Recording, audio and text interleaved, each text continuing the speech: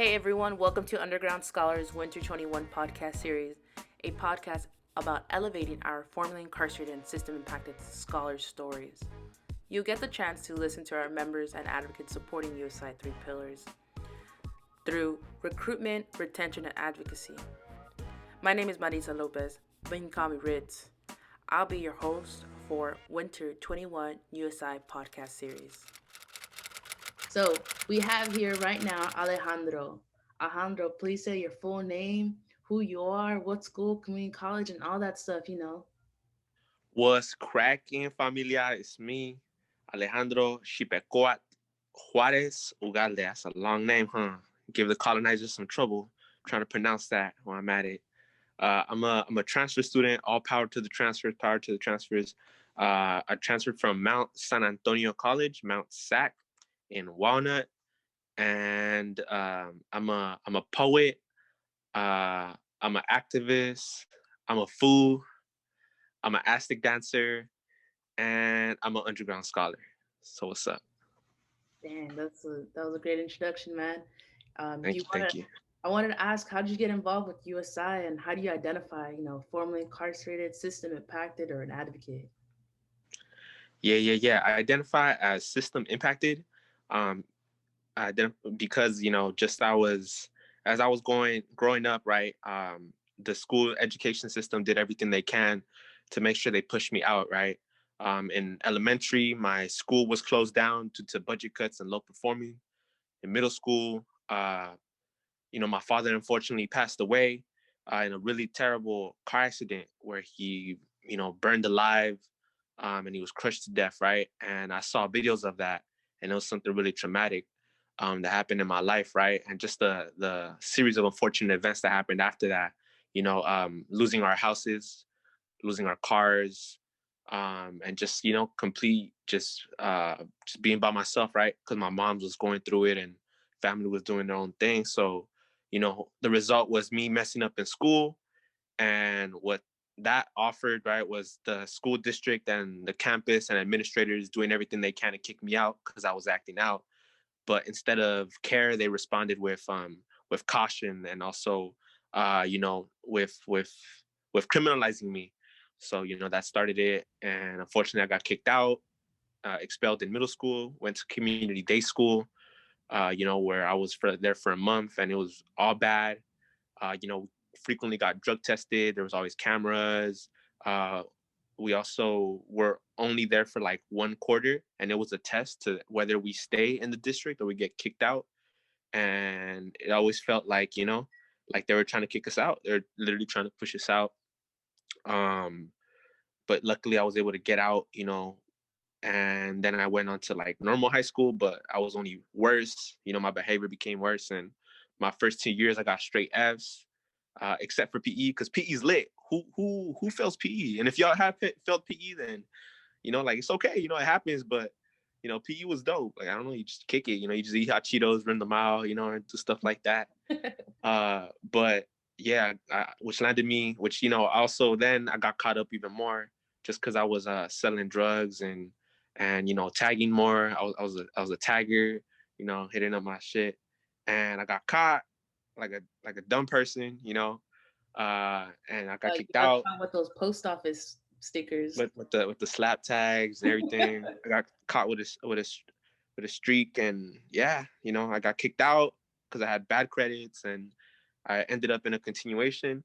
And that's kind of when my journey starts changing, where for the first time ever I have educators that care about me, that support me, that invest in me, that offer me leadership opportunities. And I got involved like through ASB. At first, I thought that was the lamest shit that could ever happen as a tagger, as a fool, like ASB kid. But I genuinely loved it because I found a community, What's ASB? Associated student body. So it's Oh, like you're representing like, you're doing the rallies and like fundraising and stuff like that, right? But they gave me like double the credits. So I jumped in there and I was like, you know what? Like I'm gonna graduate, why not, And it changed my life. So that's kind of where it changed up. And then, time for college came. I applied because I wanted to go to school to make beats. Like Mount Sac had like a real cool like like radio and like producing, certificate. And I was like, you know what, I'm down. Like I want to make beats like Jay Dilla, like Ninth Wonder, like MF Doom, to get my music out there. And I ended up staying. I fucked around and found out and got 2 associate's degrees and transferred to UCLA, and the rest is history. Wow. What were your two associate's degree? In sociology and in social behavioral sciences, and also got a child development certificate while I Wow. was out there. See, so everyone who's listening right now to this podcast, y'all just got a glimpse of Alejandro from age 0 to like, man, to age now, man.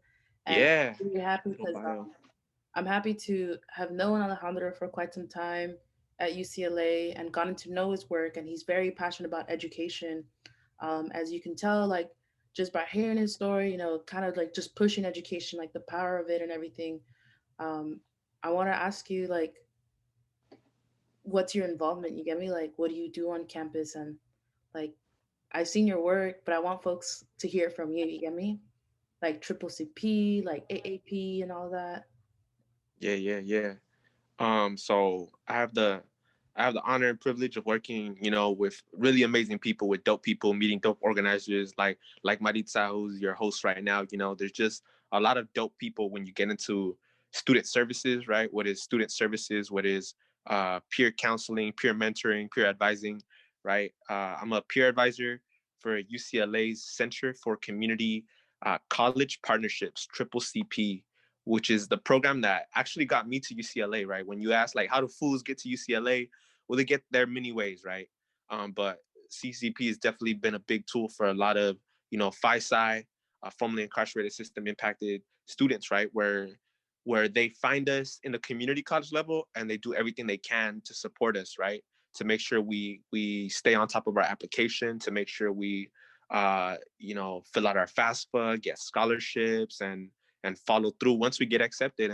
And that program really helped me out when I was still at community college. But when I got here, they said, "Hey, you want to work?" And I was like, "Shit, why not?" So I've been working there for 3 years. I became the peer mentor for my community college the first year. So I went back to my college, was able to help out students transfer to UCLA, to UCs all over the state. And out of 20 of my students, 8 transferred to UCLA. 8, even 11, right? Some that were unofficially mine that I was still helping on the side. Mhm. So I'm really happy to get more people up here because we need more people like you, like us, like all of y'all listening right now. We need y'all at UCLA. We need y'all to be in these positions, make a change in many levels, right? You can make changes in many multiple ways, but there's definitely like a void right here, over here, like in the UC level and stuff like that. So I worked there, and then my second year, and currently, I'm still the peer advisor for the Men of Color program and also the formerly incarcerated system impacted program. So last year was the first year that we put that program on. Shout out to Tanya and to Karina, former underground scholar, dope organizers, activistas who set that foundation and really, really made that possible in CCP, right? So, we threw our first like program through CCP for FISI students. And this year we're still working on that. We're still, for this next coming year. So for any of y'all listening, keep your ears out for UCLA CCCP. So that's kind of just the work that I do on campus, off campus. I work for the Brothers, Sons, and Selves Coalition, which is a coalition made up of different orgs, right? Like Coco, like Inner City Struggle, like ¿cómo se llama? Brotherhood Crusade, and a lot of really dope LA orgs. And our job is to fight the criminalization of young boys and men of color, as well as create policy that supports the development, mental, physical, financial, and all that good stuff for young men and young boys and men of color. And yeah, I'm a youth justice fellow, so shout out.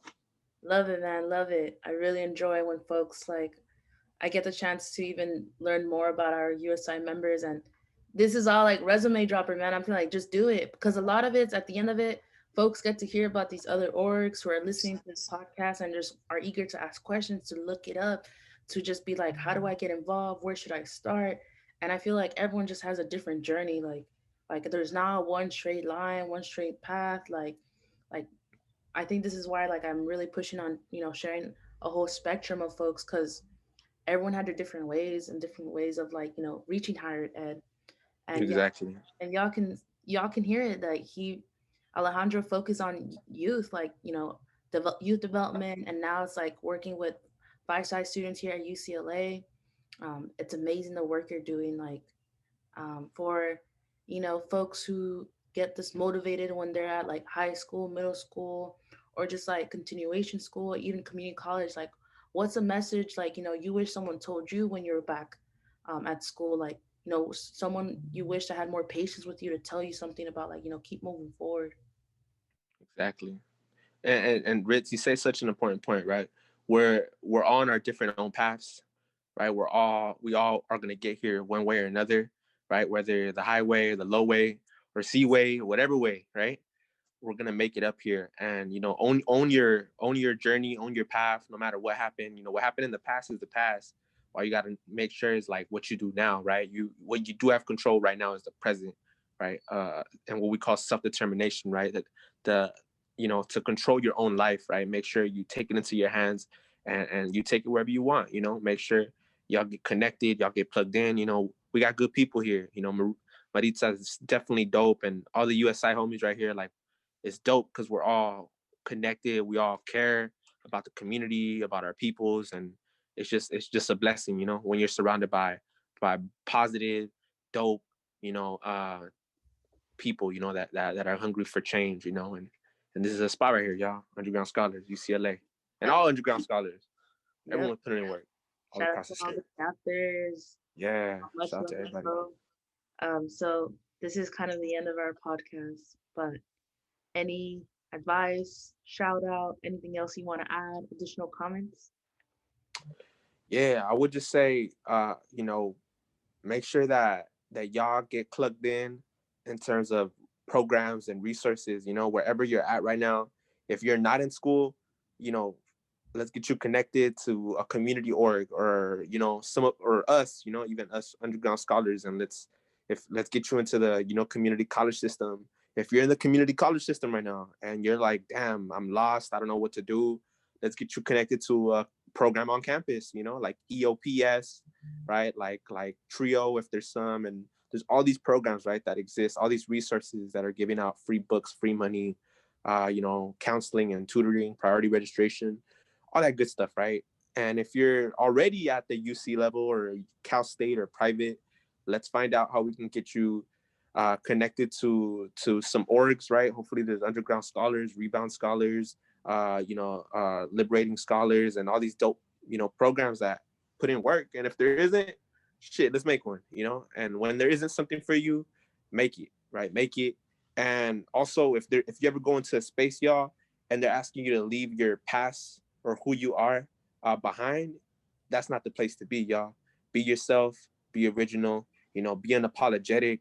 Run this shit, walk into a building and know that you're the shit, y'all the best. And I believe in each and one of y'all, whoever's listening right now. Like, I know that you have the potential for greatness and will achieve everything you want, because there's nothing that can stop you. You made it this far, and y'all gonna keep going farther. So much love, peace, power, prosperity, and solidarity to all of y'all. Keep it up. Let's get it. During the last month, our communities have been vigorously discussing and taking steps to make sure that our schools are eliminating barriers and providing the support and opportunities that will ensure the empowerment and success of students of color and other marginalized groups. We are here sharing this statement to acknowledge our brothers and sisters who are currently incarcerated.